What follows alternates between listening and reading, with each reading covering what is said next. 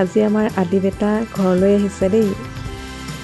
তাৰ কিমান আনন্দ চাওকচোন, ককাকলৈও চাইছে, বাহিৰলৈ চাই তাৰ কিমান ফূৰ্তি। গাড়ীত উঠি ফুৰিবলৈ পৰা বুলি ক'লে সি ইমানেই ভাল পায় নহয়। চাইছে দেখিছে কিমান আনন্দ তাৰ।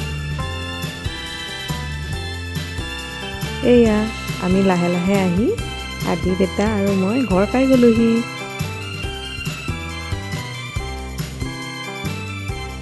মোৰ মাৰ ঘৰ আৰু মোৰ হাজবেণ্ডৰ ঘৰ বৰ বেছি দূৰ নহয়, সেইকাৰণে বেছি সময়ো নালাগে আহি পাওঁতে। আহিয়ে পাই গ'লোহি।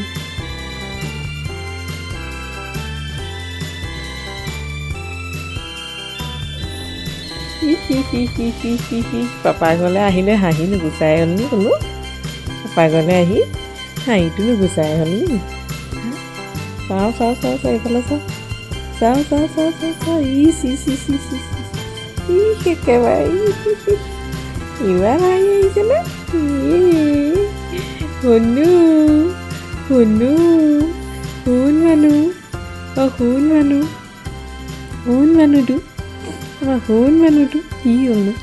আহিয়ে আদি বেটা তাৰ সকলোতকৈ ভাল পোৱা জেগাখিনিত আহি বহি তাৰ ফূৰ্তি দেখিছে।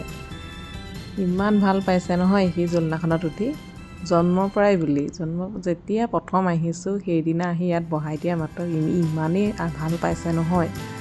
এতিয়া চাওকচোন হাঁহি দেখিছে তাৰ, ইমান ভাল পায় এইখিনি জেগাত থাকি। এইটো আছিলে দেউতাকৰ ফালৰ পৰা দিয়া দেহাৰ প্ৰথম গিফ্ট। আজিলৈ আহিছোঁ দেই, বাই বাই।